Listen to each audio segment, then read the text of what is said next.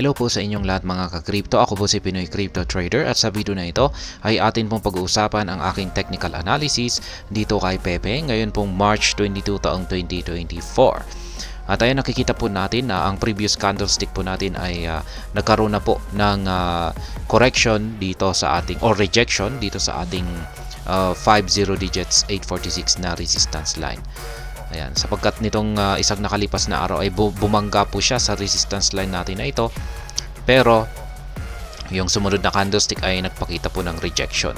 Kaya ang posibleng magiging resulta po nito na magiging galaw ni Pepe sa mga susunod na araw ay magko-consolidate po ito or magsa-sideways po ito sa ilalim ng resistance line natin dito sa 846.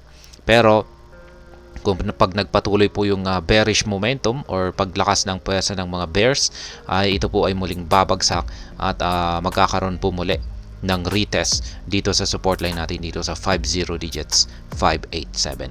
At ayan, bago po tayo magpatuloy ay nais ko lamang po munang bigyang linaw ang aking disclaimer kung saan ang nilalaman po ng video na ito ay hindi po ito isang financial advice. For education and information purposes lamang po ang layunin nito. Maliban po dito ay nais ko na rin pong magbigay babala na wala pong kahit anumang group chat ang Pinoy Crypto Trader. At ayan, bago po natin ipagpatuloy ang pagte-technical analysis dito kay Pepe, ay check po muna natin ang kanilang latest tweet dito sa kanilang X account. Ayan, nakaka 623.1k followers na po sila. Ayan, yung latest tweet po nila ay ayan, it's a World Frog Day. Ayan, sineselebrate ng Pepe ang World Frog Day. At meron pa tayo na content na pa-event ni isang pag-giveaway ni Pepe kay crypto.com. Yan, isang exchange na mamibigay po sila ng worth $500,000 sa mga new joiners. Ayan. Ayan, last 13 hours, ayan, GM or ibig mong sabihin good morning. Ayan, last 22 hours, happy World Frog Day. Yan po, binabati po nila ang buong mundo ng happy World Frog Day. I don't care about this particular sayop. Honestly, yan, sabi niya rito. Ito po yung na-content po natin ito. Ito yung pag-giveaway ng crypto.com na $500,000 na worth or halaga ng Pepe tokens. Yan, para sa mga new joiners. Until April 10 po ito. Kaya yung pag-giveaway na nila na ito ay kasalukuyang nagaganap pa ito. Kaya yan, sa mga gustong gumamit ng crypto.com ay ayan, meron po silang pinamimigay ngayon na Pepe tokens. At ayan yung aking analysis po rito kay Pepe ay ito po ay posibleng magpatuloy sa pagko-consolidate dito po sa ilalim ng resistance line natin na 50 digits 846. Pero posible na rin po itong bumagsak. Ayan, bumagsak at muli po niyang patatamaan ang 50 digits 587 na support line natin.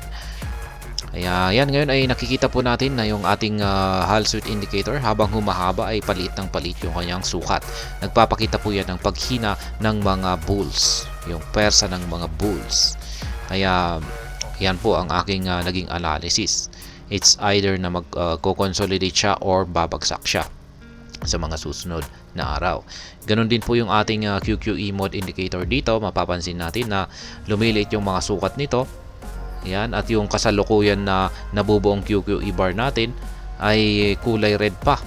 Yan, kung pag kulay red po talaga ito, ay nagpapakita na po ito na yung may control sa market ngayon ni Pepe ay ang mga bears. Kaya kung pag nagpatuloy po ito na kulay red yung mga nabubuong mga QQE bars nito, ay mas mataas po ang posibilidad na babagsak si Pepe at babanggain niya or patatamaan niya ang support line natin dito sa 50 digits 587. Kaya yan po ang aking technical analysis update para dito kay Pepe. Ayun po pala, dito po pala ako nakaabang po pala ako rito sa 50 digits 440 ng aking buy pending at ganun din po rito sa 50 digits 587. Ayan, para sa mga nag-i-spot trading.